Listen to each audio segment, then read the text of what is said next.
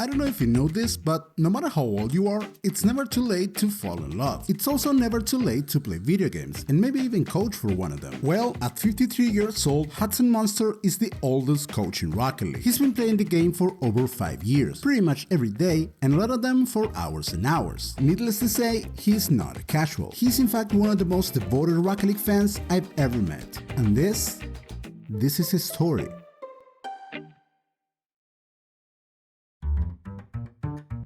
I have always been a gamer. If you've ever seen the show Stranger Things, that is me. I was the kid with the skateboard that was going to the arcade to play Asteroids and Defender and Galaga, Donkey Kong, Pac-Man, Miss Pac-Man. I started with Pong on Atari. We got our first Atari, I think it was 1979.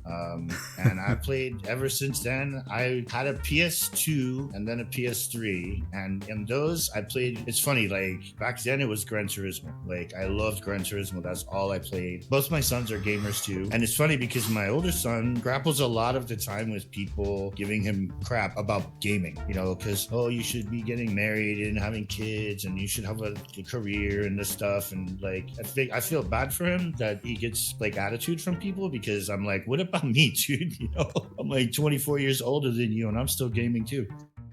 Everything about my life has coincided with the advancement of technology. So like I remember my grandmother bought me a Radio Shack TRS-80 computer in 1982 and I learned basic coding and I actually coded a racing game that was just like made from dots. It was all dot matrix. I've been using computers to do what I do since they made computers to do it. It's a funny story is when my mom found out that my grandmother bought me that computer, my mom said to her, why would you buy him a computer? It's just not going to be any use for anything.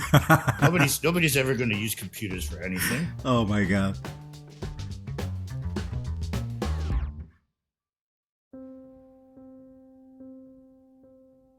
I was in a really kind of dark period of my life. I had separated from a woman I was not married to, but I had my younger son with her. And we just never should have had a kid, but we did. And we both now get along fine. But back then we were just like oil and water. And I had to leave. She was like a very emotionally abusive person. And it took a lot out of me. So when I left, about 6 months later, I reconnected with my high school sweetheart, who I never dated in high school, but we always had a crush on each other from like when we were like 13 years old. And we reconnected and it was crazy. It was like we probably should have always been together. You know what I mean? She's definitely in my other half. But in the beginning, because of my other ex-girlfriend, it was awful. And she would be abusive to everybody. Not only that, but my wife now, my high school sweetheart, she also has a child that has bipolar syndrome. And he's really, really difficult, also a kind of violent person. And I just needed something to like get away from all of it. You know what I mean?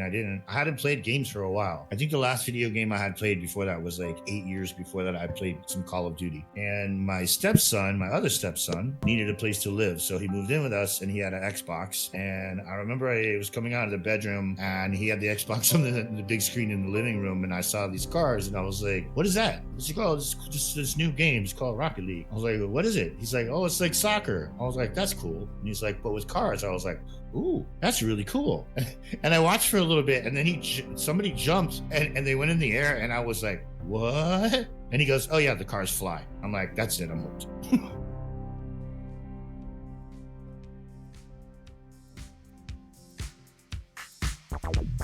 One of the hardest things for people who don't play Rocket League to understand visually is watching the game from players' perspective for too long. If you don't play Rocket League, watching it from Squishy's perspective is going to be really challenging for you to understand what's going on. And I feel like they need to spend more time like most traditional sports do. It's the same wide camera angle for a lot of the match. Yeah, so that's you correct. Can see the whole field and you can see what's going on.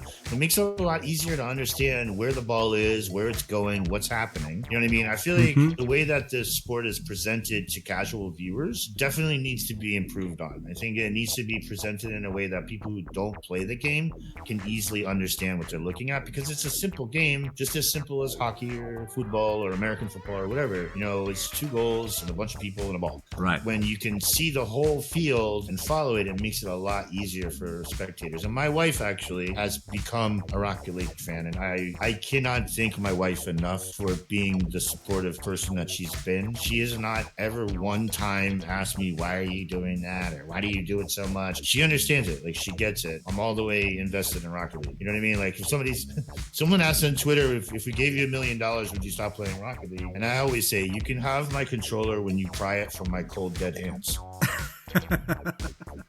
The only thing that really needs to change, and I'll probably catch a lot of flack for saying this, we have too much of reverence for individual mechanics, and it's not allowing the game to grow as a team sport to the degree that it could. And when I bring up Dignitas and Verge in particular, I think Verge led this charge where infield passing started to become a real threatening meta. And I feel like that is what everybody really wants to see, no matter what sport you're watching. If you're watching NFL, you don't just want to watch, Brett Favre bombing passes to the end zone every time. Sometimes you really want to see a play where, maybe a couple linemen get pulled and there's a play around the end, and, more of a team effort than, oh, we got this one guy and he's incredibly fast, so we just hand him the ball and he runs past everyone. You know what I'm saying? It's not nearly as exciting as watching a team that's really practiced at what they're doing, executed, as precisely as Astral and Violent Panda and Yukio did in season 8.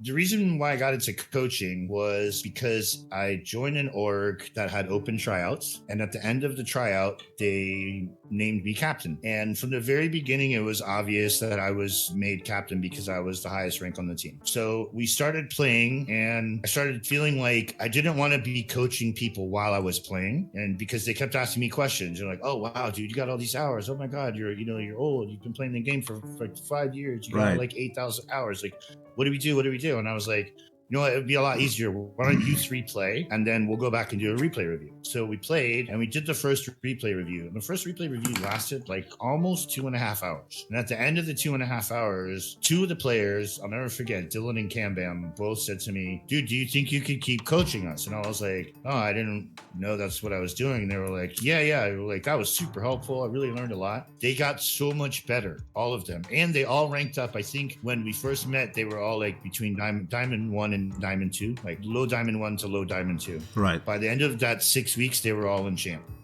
One of the biggest things about coaching that people don't understand is, I hear a lot of people like, how can you coach if you're not a GC? Like, how are you a coach, but you're not a grand champ? I grew up in Miami here, and in Florida, we had a football team called the Dolphins. Mm-hmm. And the Miami Dolphins are well known across the United States, maybe further, as having had the perfect season. The only team in NFL history to win every game all the way through to the Super Bowl. Their coach, Don Shula, at the time of the perfect season, probably could not run 100 yards in less than 5 minutes. You see what I'm saying? So it's frustrating sometimes to have people come at you with, "Oh, bro, how can you be a coach?" Like, because a coach, being a good player doesn't make you a good coach. What makes you a good coach is A, understanding how the game is played, and B, because it's also about people. It's also about recognizing people's strengths and weaknesses and helping people work together as a unit to complement each other's strengths and support each other's weaknesses. And more than anything, it's coming up with